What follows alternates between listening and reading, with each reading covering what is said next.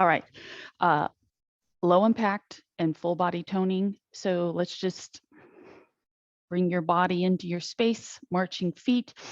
If you were going to listen to music, and I know I've said this before, but as a little reminder, 126 beats per minute is just a nice steady state that at that tempo, you would be able to move for hours and not really feel like your body was exhausted, right? Because that at that pace, this is like an endless supply of energy that your body will just keep producing for you for hours, because it doesn't take your heart rate so high that you become more than probably 70 to 75% of your max heart rate. And that is a low heart rate zone, right? And that is a long extended period of energy output that your body will give you at that zone. Get into step touch. It should feel like you're moving a little bit faster than how you would move if you were just, doing a light pickup of things around your house, right? So does exercise have to be really structured in order for it to count as exercise? This is an interesting and very telling thing about this biometric tracker that I wear. And I'm going to go to both extremes, right, of the spectrum. Give me double step touches this way, 2 touches, and we're just going to keep working the double step touch. So from the heart rate being high to the heart rate being really low, what I'm finding is it's not necessarily my sleep heart rate, but say I'm sitting on the sofa, it's after dinner, we're watching TV, and I'm in relax mode. I'm not in sleep mode. My sit down, relax heart rate is so low that my aura ring keeps telling me that did I take a nap? So give me grapevines. So what that means is before I go to bed, I'll look at my Aura app and I'll see, where is my readiness state? Because sometimes it changes throughout the day. If I've been too active, was I too active, right? What's my whatever? Did it register something? And it will often say you have an unconfirmed activity. Go back to single step touches right here. You have an unconfirmed activity, or it'll say nap. And I'll look and I'll go, well, what time did I take a nap? Because I do try to take a nap every day. And it'll say that I took a nap at 6:45 or 7. And I'll have to delete that because I wasn't napping. I was awake. But when your heart rate gets really low, for me, my ring keeps registering it as nap time. So if you're now doing 4 steps, diagonal lines, 1, 2, 3, and 4, back diagonal, right? So this is all just considered rhythmic limbering. Nice, easy pace, unless your hips, knees, feet are bothering you, right? And at that point, what if your hips, knees, feet were bothering you? What could you do? Well, oddly enough, you could put yourself in a chair and you could just march your feet. You could march your feet and swing your arms, and you would still get the benefit of you generating some energy output, right? Now, we're going to knock off one of these steps, and it's going to be a 3-part movement, okay? 1, 2, take it back. 1, 2, take it up, right? 1, 2, take it back. We're going to break it down to 2 steps, right? 1 and 2, go back to 1 and 2. So now you're just doing a little greater than or less than sign. All right. But it is a repeating position of this leg doing the first step, right? So now we want to get to this leg doing the first step. So on the back closing of the step, give me step touches side to side. All right. So angle your body. This leg is going to take the first step this way. You ready? Take it back 1 and 2. You're like, was that not what we were just doing? Kind of seems like it, huh? Yes, it is. I can't break it down anymore or I'll be like stopping. So I there's a part of me that wants to take 2 steps, go 2 double touches, 2 double touches, now single and single again. There you go. Now you've just traded your pattern. There we go. And just like that on the fly, I fixed it. And chances are, had I not told you, you maybe wouldn't have realized that though I tried to switch the pattern initially, it didn't work. Can you put your arms into it? Okay. So rhythmic limbering is, again, not you uh, being explosive with your movement, but you're expressive, right? We're trying to take that body, gently make more and more muscles become active. All right. So let's get back to me and my heart rate. As you come back out of these double touches to the back, you're going to go to marching feet right here, no arms. So because my heart rate is so low, it takes a lot for me to get my heart rate up into 85, 90, 95% of max. So rock step. So when I go and play pickleball, it never gets to max. It'll show me what my heart rate has done. It gives a little graph, right? And it ranks all of my activity, marching feet, other leg, rock step, as moderate. However, since the target training zone, right? So since there's a zone of how to properly condition your heart in all of the zones, if all of my activity is considered light and moderate, I'm missing out on hitting a zone, which is high, marching feet. How do you think I get my heart rate up to high? If pickleball won't do it, as I'm explosively trying to get back and forth to a ball, the reason why it doesn't register on pickleball is because that action of explosive output is like nanoseconds. It literally might be a couple of seconds of work, and that's just too short a period for the heart to consider that it's actually been worked in a zone. But this is why I do jump rope. And I would say I probably jump rope 5 to 8 minutes a week. It's not much, right? But I jump rope as a means of getting my heart rate up, right? And because I can jump rope for minutes at a time, is why I started trying to learn skills as I jump rope to make it more mentally stimulating too, right? Kick the feet back behind you. So it's important that we get the heart rate up, and it's important that you feel your lungs, like you feel yourself kind of huffing and puffing, right?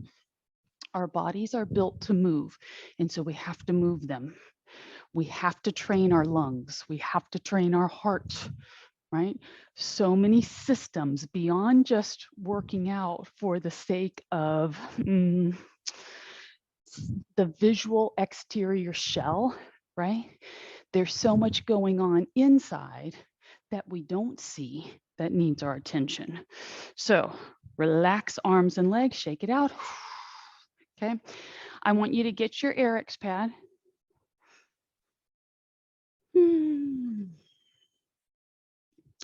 If we were together, right, what I might do, right, is put the pad, actually bump it up against something so that it couldn't slide, right?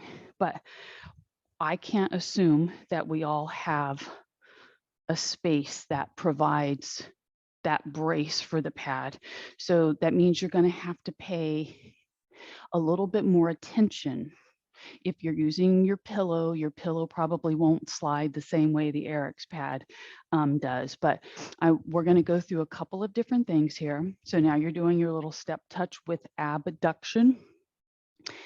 Though I make this look easy, I'm very aware that there's a point where beyond like a second here, if you don't have enough stable base as you load this foot, then it makes it really hard to control what the second leg is supposed to do, right?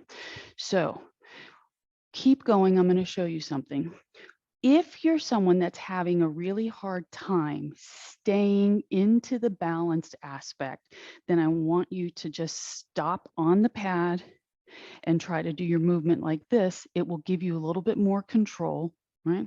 And now you know what to do for the next side. Release, relax, other side. We are going to do something with this pad, and we need it to slide.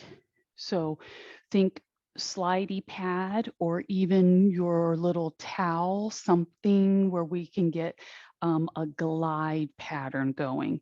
And because we're going to be working our adductors, right? I'll pull out a towel and a weight, and we'll see which version we're going to stick with today. But here we go. So the leg that is stepping up and down off your pillow or your pad, and if you're not using a pillow, it doesn't matter, right? The same, it's just a little bit harder on your Eric's pad, right? So here we go. The knee stays soft. You're trying to keep your center of gravity, right? So that you're it's like this. This leg on the Eric's pad is set up if you were going to go right into a squat. That's what the leg looks like. The butt is back. It's called athletic ready. All right. So we're not trying to stand up to 2 stiff legs. Control it. You got about 4 more. 4. As you look down the front of your body, you should actually see the toes of your stance leg. Because if you can't see the toes, that means your hips are driving forward and you're knee loading, and release and relax. Walk it out. So I'm going to grab one of my little towels that I use, my little microfiber towel, which may or may not be big enough. I don't know. You know, I always tell you guys that my workouts aren't scripted. So this is something that popped into my brain, and I'm like, why don't we try this one? Okay, so I'm going to show you a couple of things.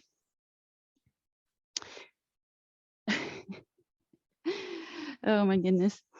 I have been in training sessions, all right, at the Sheridan, where I've done this with people. So I don't know if the Eric's pad is going to be something that we use or not, but putting a weight in a towel. So again, I'm used to using a weight plate, not a weight like this. All right. But the goal would be to not knock the weight off the towel. So this is the thing. How do we position the weight? So I'm going to go at it again. So clearly the foot can't be on the outside of the weight, or the foot moves the weight. So if you're working with me, right, stride out, let that leg start receiving the weight, the towel, right, pull. Now, this is one of those things where how do you go back and forth side to side? Are you trying to get your setup with me? Do you have a towel? Do you have a weight? Do you have a space that allows you to do glide work? If you didn't have a space where you could actually pull a dumbbell and you're on carpet, then what I want you to do is I want you to mimic the stride, Make sure that your toes on the leg that's supposed to slide point straight ahead, right? And you actually are going to pull with the heel and the ankle bone to get to the closed position. Now, hit the brakes, right? So if you're with me on the towel, I want us to do, we'll get probably 2 to 3 reps each side. So I'm going to consider this my working base. I'm going to set my towel up and my weight going the other way. My weight is on the outside of the towel. Okay, so now I'm switching legs. Stride, let that knee receive your weight. Look at your straight leg that's pulling the towel. Make sure the toes aren't turning out. And now leverage your weight on your bent leg and pull. So I just jumped right in with an 8-pounder. Are you using a 2-pounder, 3-pounder, 5-pounder, 6-pounder, 15-pounder? Might be too much, right? Stride out, lunge into it, stiffen up the pulling leg and drag. And this might be very telling, okay? As you go to pull your towel, if the towel works its way out from under your heel, then you are using the ball of your foot instead of the right part of your leg. This is the last one to this side. Lunge into it, stiffen up at the knee, use your heel and ankle and drag it in. All right, go to the other side. So at the Sheridan and in most places where I train, we've got nice open area, right? So we can literally get 10 reps down and back, pull. So you'll figure it out. Go nice and slow. And what if you're opting out of this move, right? That's your prerogative. Maybe you decided you wanted to do squats, or maybe you're just marching in place. Use the heel, using the heel of that foot, right? That inside aspect there changes the workload. We have, for most of us, we have overactive muscles along the outer portion of our legs and very weak adductors, right? So weak adductors kind of go hand in hand with like pelvic floor dysfunction. So consider that, right? If you're like pelvic floor dysfunction, what does that mean? Okay, so this is the last 3 to this side. Stretch, push the hips back, athletic ready, lock out, tight quad, pull with the heel, drag it in, drag it in, drag it, squeeze, stride, push the hips back, reach forward, look at your foot, watch that leg. And it might be like this jagged move where in order to keep the right part of the leg pulling, you don't have control to do it all in one smooth glide. Stretch. Last time, push the hips back. Look at your leg, load the receiving leg, drag, drag, drag, drag, drag, drag, stand up, squeeze the buns, release and relax. All right, what are you gonna do for your aerobic work? Hula hoop, core twisty board, jump ropes, jogging in place, chair sits to stands. I don't know, I'm gonna bring my twisty board out. Here we go. So hunker down a little bit with whatever you're doing. Maybe you're just doing these little air squat pumps, right? That'll get your heart rate fired up, right?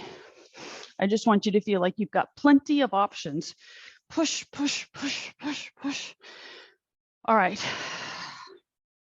So Sandy knows, because I sent her a text yesterday after class and after my training sessions, I couldn't remember the name of this particular pet store that's, 15 minutes away. So I got in my car and I went into, it's more of a reptile store. So I walk in and the guy, there were some birds, and he had some bunnies. It was a very eclectic pet store and not a big named one. It's just this hole in the wall place. But I was like, if anybody's going to take this little crab, it'll be a place like that. Push, pull, push, pull. So I walk in, but I didn't take the crab with me because I didn't know.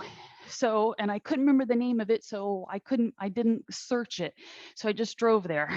And the guy was really nice. And he's like, well, exactly what you said, Sandy. Crabs have a way of adapting to their environment. He's like, that crab will figure out the tides and when he needs to move and where he needs to go. He's like, so you can leave it and do nothing. You can keep it. Or he said, I'll take it, release and relax. So I ecstatically and said, I'll be back.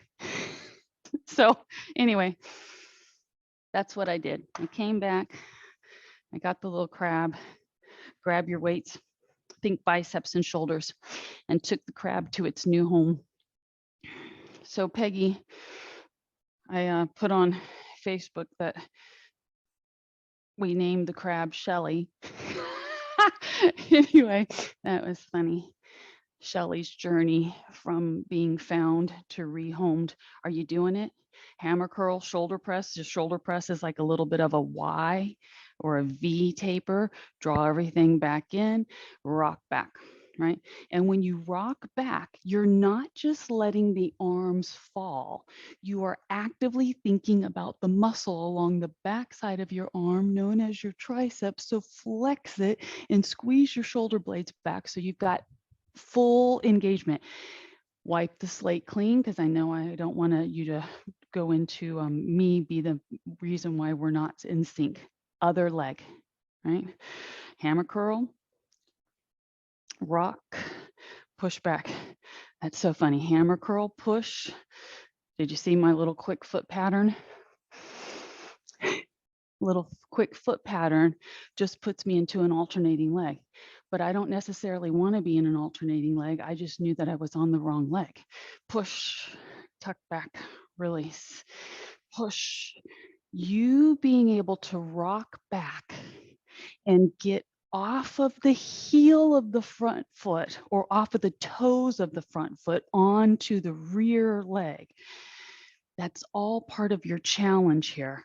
So many people cannot move backwards in a clean line because it is most unfamiliar to the body.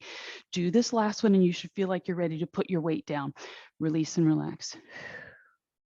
All right. Time for the hula hoop. So I keep thinking as I practice with my jump rope, right? That I'm going to be able to put on a show for y'all before too long. All right, do you have your hula?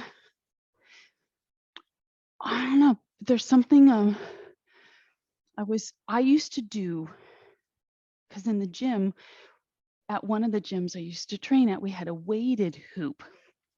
And the weighted hoop, it was heavy. I mean, but yet it was easier to do because it was heavy, even though it wasn't as big around as this.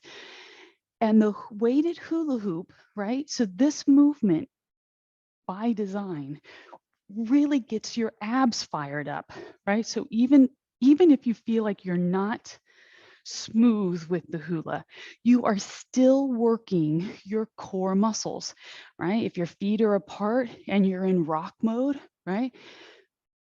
Even if it's not level, what I want you to do, right? And if you're not in hula and you're marching your feet, jogging, sit to stands, whatever you're doing, just stay with me on your movement.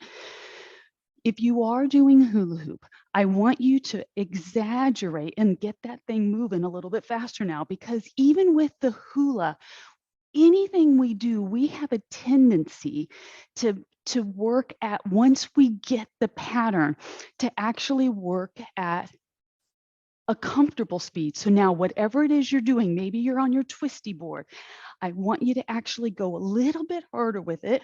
And I'm intentionally like making this look kind of funny, right? So I'm going to bring it in, stay with it. I'm going to see if I can get this thing down to my thighs. So I have to slow it down and see if I can get the knees going. And I can't. I mean, I did, release and relax. That was not successful on show, but I do know how to do that. It's just everything has to time out right for that. It has to time out right in order to have that repeat pattern without it dropping. Back to dumbbells. Think hamstrings, right? So you're going to go from deadlift to a partial squat. All right. If you have a slightly heavier weight, okay, just know that your legs are stronger than your biceps and shoulders. So if you were going to go heavier, now would be the time to do that. Okay. Separate feet hip width apart. Let's just get into deadlift form for 5 reps. 1. If you're facing the screen and you're looking at the screen, I would prefer you turn yourself to the side so that as you look at the screen, your head is here, right? Instead of your neck being jacked up.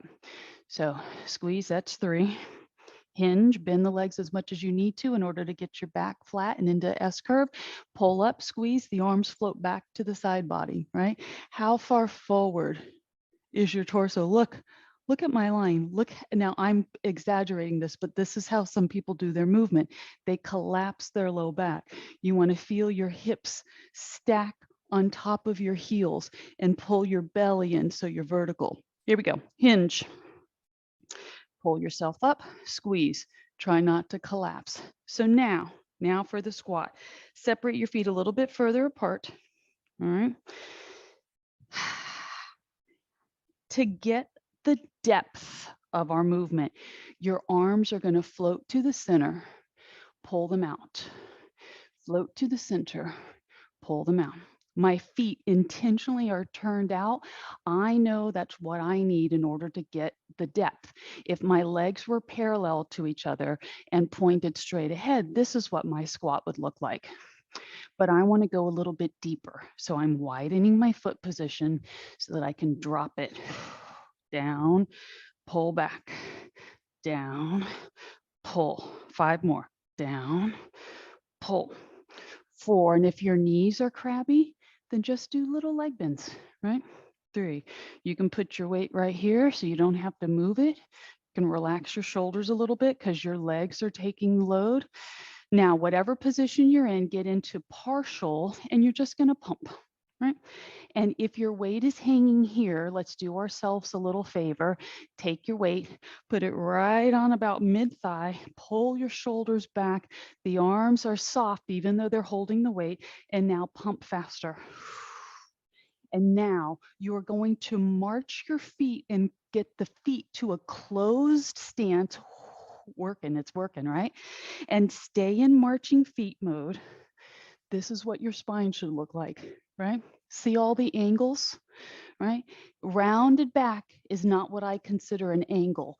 We want things to look clean. So from the back of my head down to the middle of my tailbone area, it's a nice flat straight line, right? See the nice angle, right? 5, 4, 3, 2, release. Set your weight down, grab a little drink.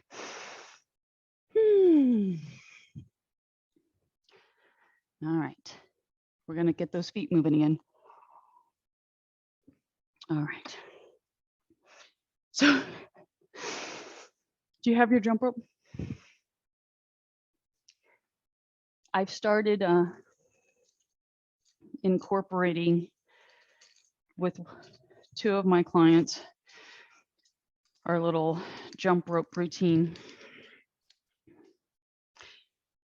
And I don't have, for some reason, I've put all my little thin red bands that you all have in my car.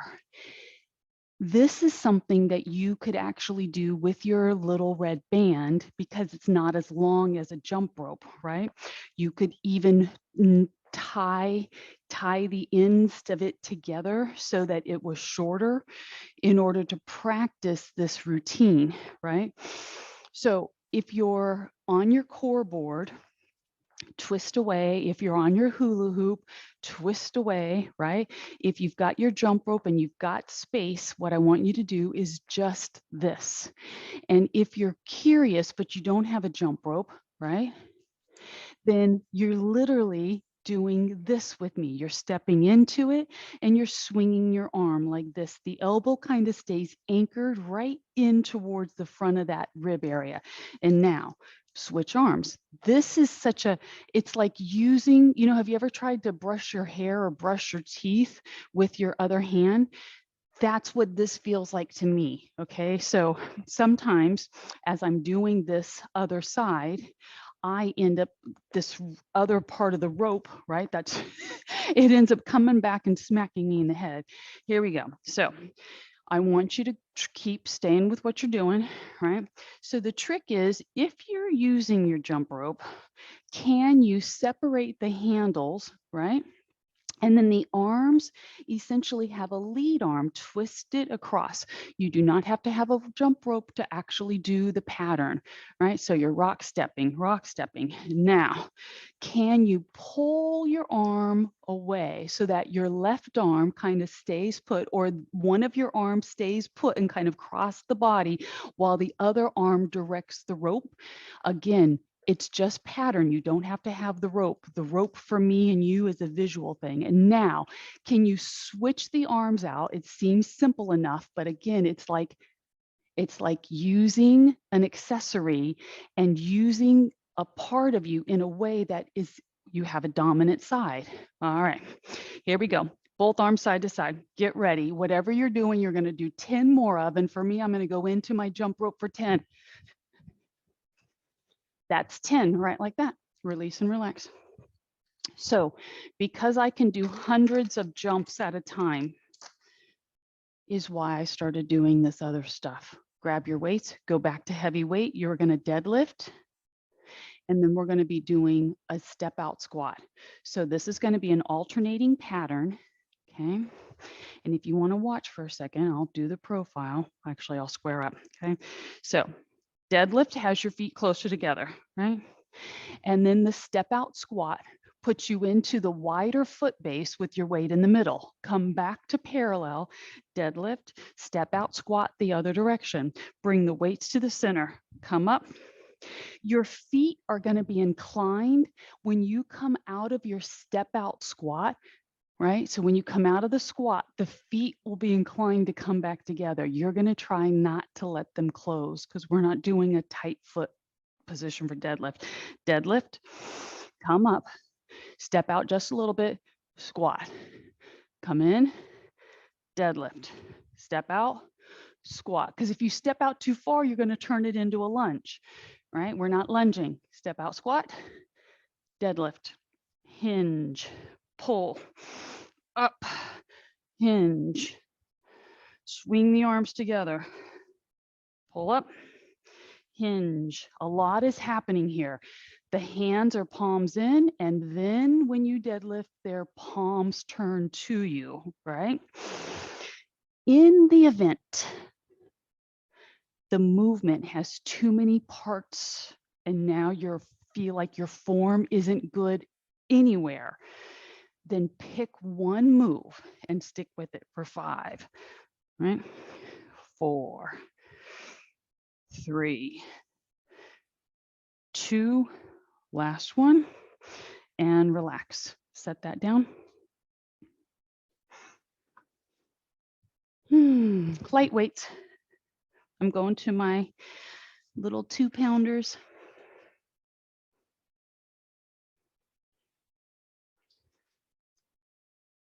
My mom bought a, oh gosh, the name was right on the tip of my tongue.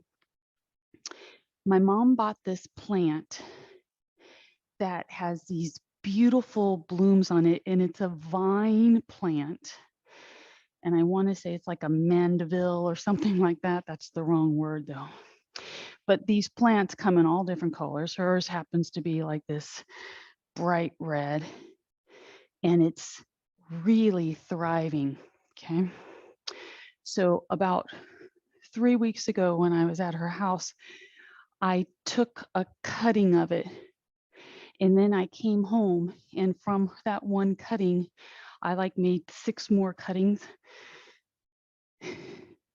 I now have, I'm the proud owner, proud creator of 6 of those little plants because they've taken root into my little hydroponic garden that I have.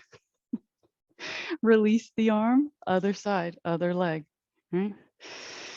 Here we go. Step and swing. Pull it back. Step and swing. My lemon seeds, my dad got a big kick out of the fact that I took a lemon and its seeds and then planted the seeds, and he laughed because my dad is definitely a green thumb.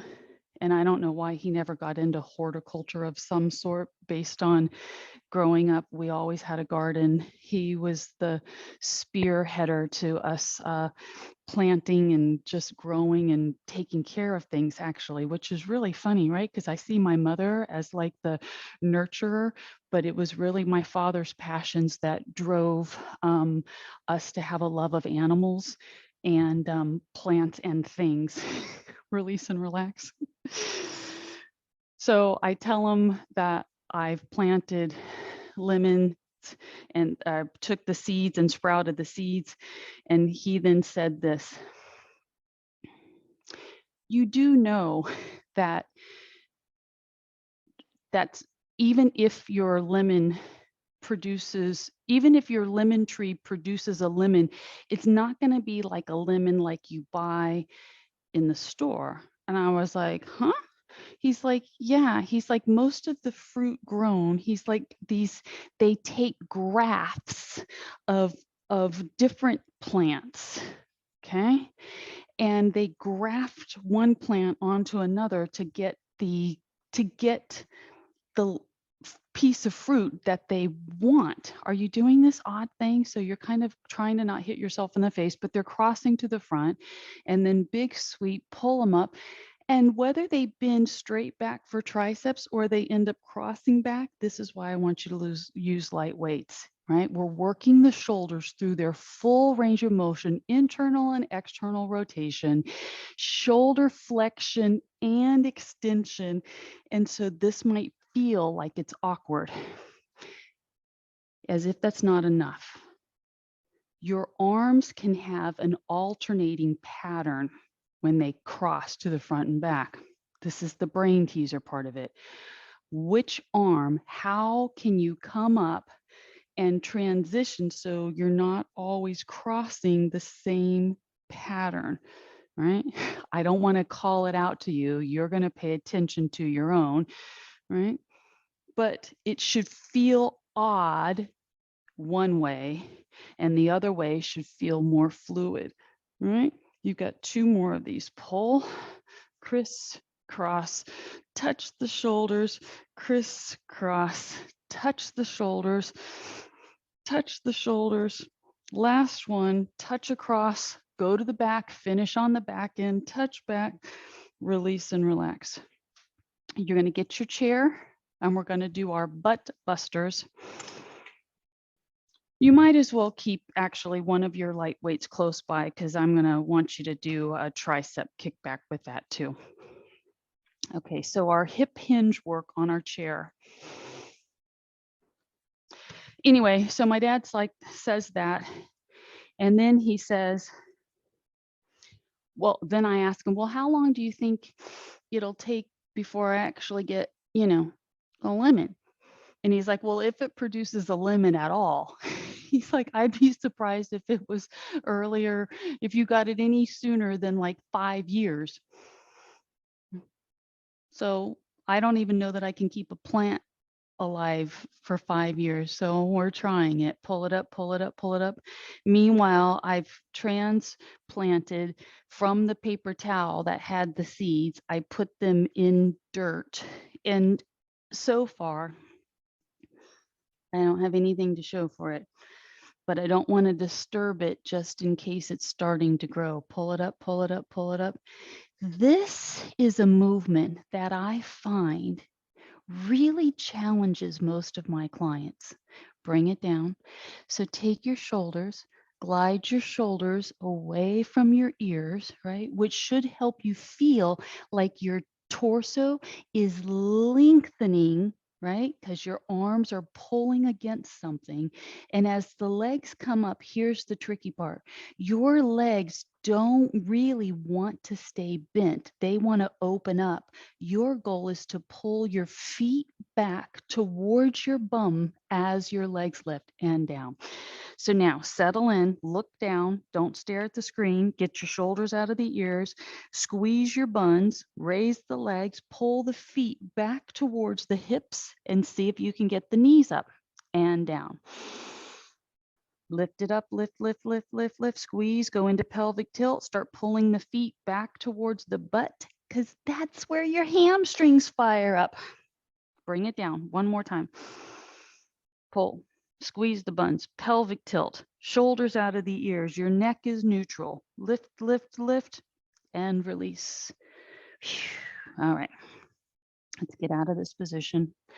We are going to keep using our chair. Okay. Whether it's your chair or your sofa edge, okay, hopefully something that allows you to put your knee and then put the other leg next to it. All right. So your arm starts in the hanging mode. Draw the shoulder into shoulder retraction. Pull the elbow up. All right. And now lengthen the arm. Hinge. Push it back. Take a look at your foot. Okay. Is the foot turned out? And is the knee and the ankle, okay, I should say are the knee and ankle collapsing in? Align your foot and then twist your knee so that the ankle and arch pull away from the floor without the big toe lifting. Here we go. Pump the arm. 10, 9. Keep a focus on the knee pulling away from the chair and your hips in that pushback, the tabletop spine. 5, 4, 3, 2, and switch sides. Everything is much more than it seems. Okay. So the knee is on the chair, the other leg is lined up with it.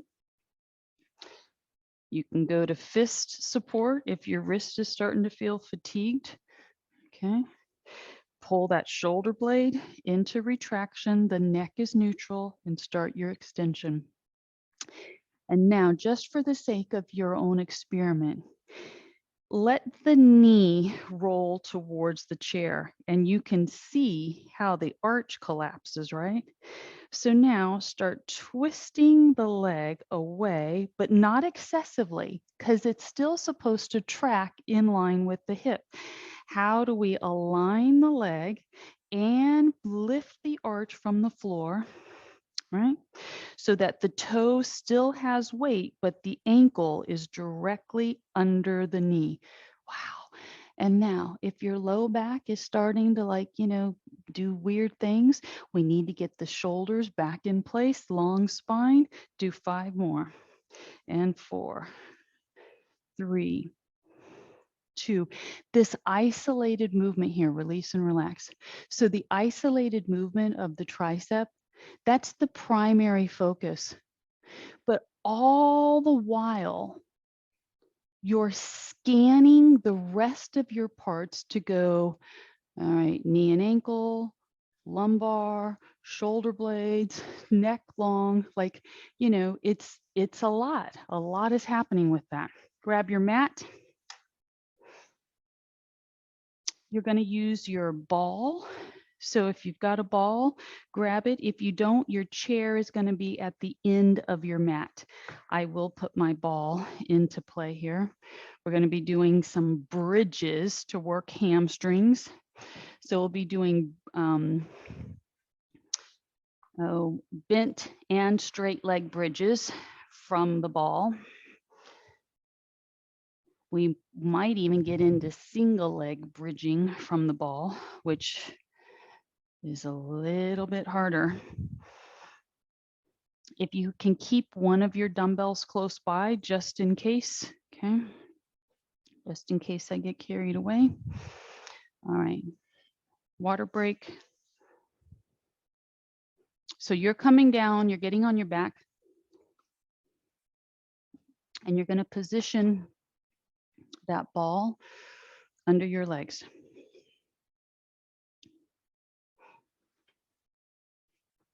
Okay. The great thing about the ball, right, is we can tuck and roll it. But as nice as that feels, it's important that we figure out when our legs are extended, because this will be when we go into the stiff leg bridge, that you have enough leg on the ball. So you want your heels to be touching the ball and about up to mid calf. If it's any higher up the leg, then when you go to straighten your legs, your feet won't touch the ball. So with straight legs, get the heels to mid calf on the ball and then pull the ball to you. Push it away. When you pull the ball to you, can you change your ankle position to flat to the ball, right? So the balls of the feet are touching the ball, and then push the legs away and flex the feet and squeeze the knees. We haven't even started the bridge yet. We're just doing the prep work.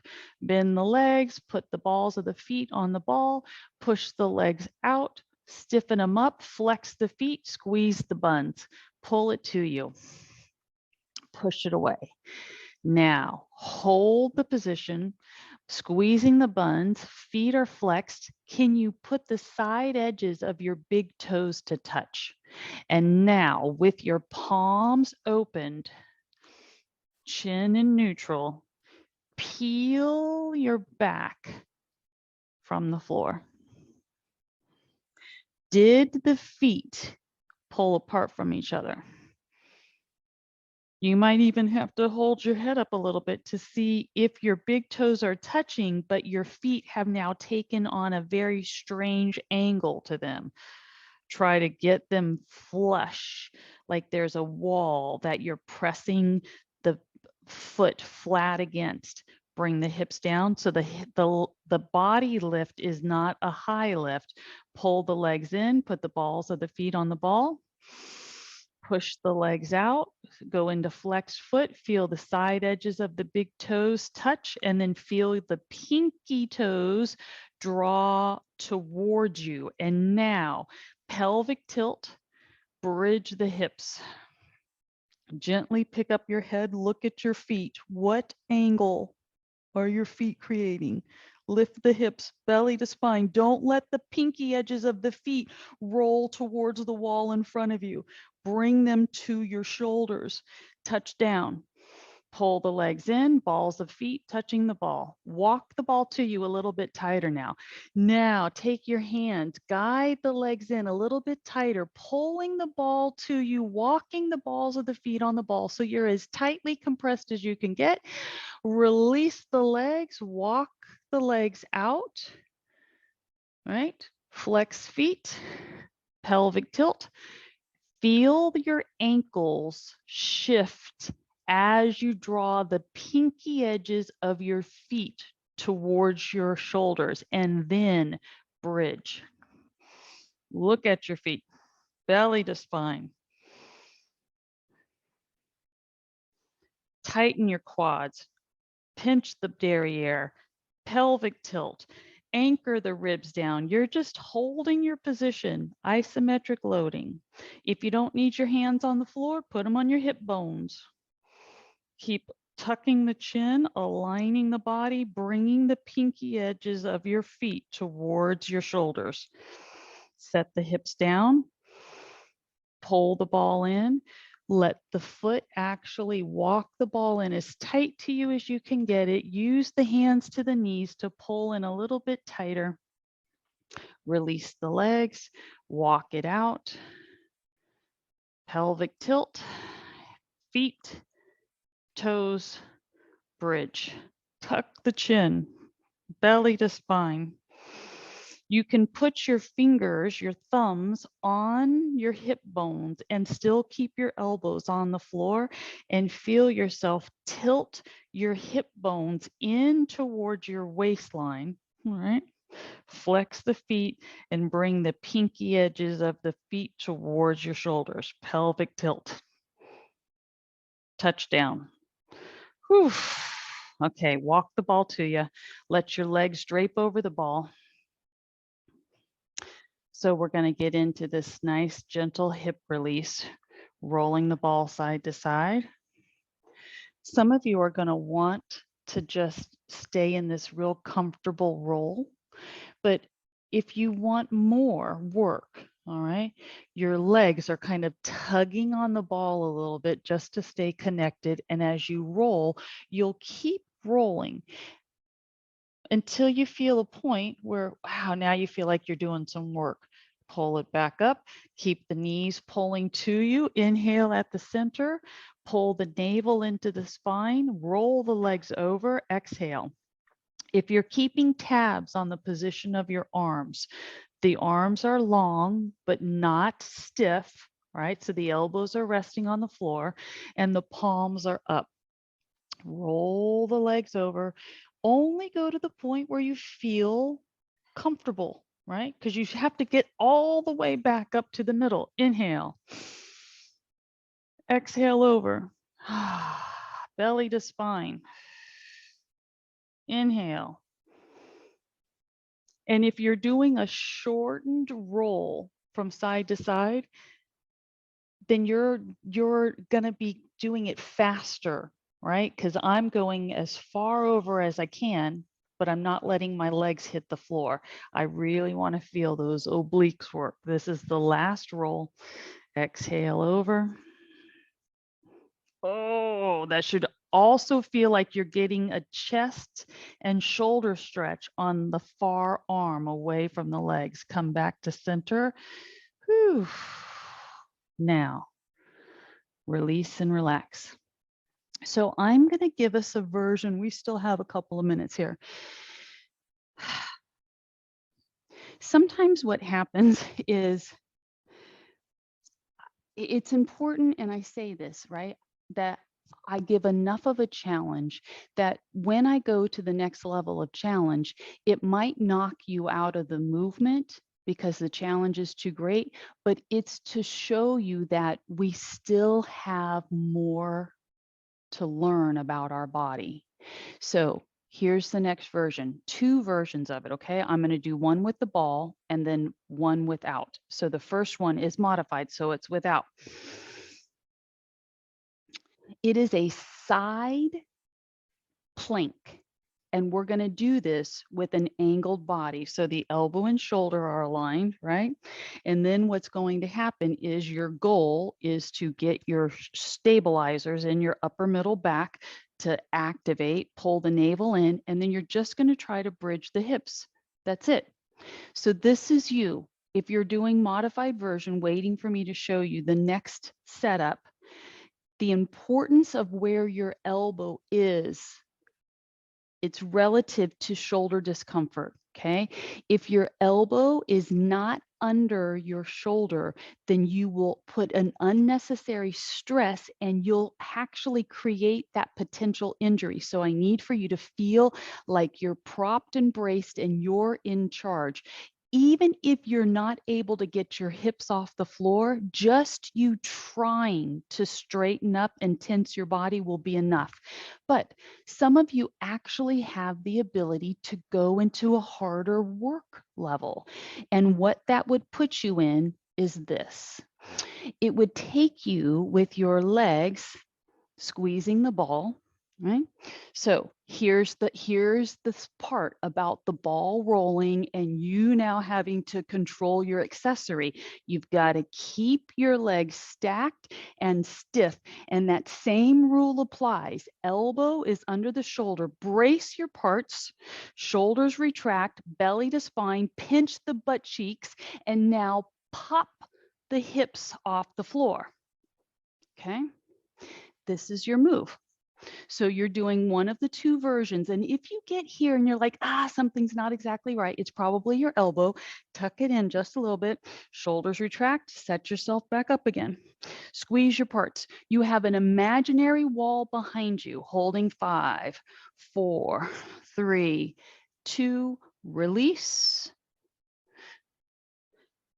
Just learning how to support your body and brace your body and command your parts to be in a stacked structure is often the most challenge that the majority of people need. But just to give you, right, a little demonstration, we're going to go to the first part of it, right? So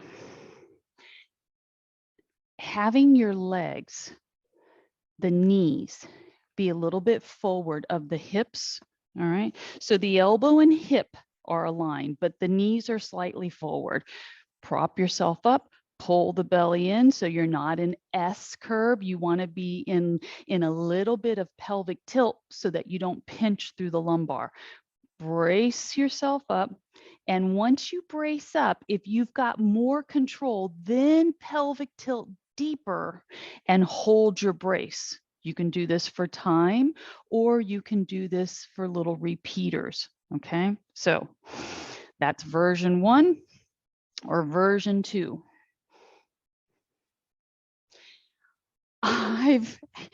I've worked with a lot of different people over the years, athletes, all different ages, right? Kids, men, right? And the thing is some of these movements that look easy are not. Squeeze the hips through. Your legs need to stay straight. You have to pike up like there's something holding you at the hip line, which would be your obliques. The imaginary wall is behind you. Pelvic tilt, holding 5, 4. Drive that down elbow into the floor. 3, 2, and release and relax. You're done with the ball. If you tried the harder version, right, and you felt like you just didn't have any control over that, it stems from alignment, right? Until we try harder things, you often don't realize how out of a line you are. You think your parts are stacked, but you're not anywhere close. And that's why this extra level of challenge, it puts things into perspective in a way where you can start feeling like the easy version is too easy. And then you go to the next level up, and then that version's too hard. So you're kind of stuck in that mid zone where, in my humble opinion, you can always make the easy version harder. And once the easy version starts seeming easy, that's when you get to play with the little nuances of how do you improve your technique on the easy scale. So you're in whatever sit position is comfortable, even if that means that this is your comfortable sit position. And I want you to forward fold. I'm going to go back to my bent legs. So when you're forward fold, if your legs are bent, you should be starting to feel this fabulous stretch come across the lumbar all the way out to the hips. You can relax the weight of your arms. If you've got those legs opened up, you might be feeling a stretch through your inner thighs. Wherever you get to in your forward fold, let's take the weight of our head and just let it be heavy. Let the head float down. I want you to inch by inch yourself back to your good, clean sit position. If you're in crisscrossed ankles, switch them out. All right. If you're in open leg spread, shimmy yourself to a slightly a greater stride. Lift and breathe. I'm going to stay here on this one. Lengthen like you're reaching out to somebody, right? And you're only going to get so far. And then gravity gets to do all the rest, the weight of their heavy arms, the weight of your heavy head, everything falls forward. And then completely relax the head down so the neck gets to soften. This is massive inner thigh and hamstring stretch here with these straight legs out. Holding another couple seconds. Ease yourself up and come to stand. If you want to finish on that really strong note of your shin box to glute recruitment, right? And then step out of it. Do your knees and ankles permit you to do that? Right. Lift and breathe. Release and relax. You've successfully completed this portion of your day. I hope to see you tomorrow.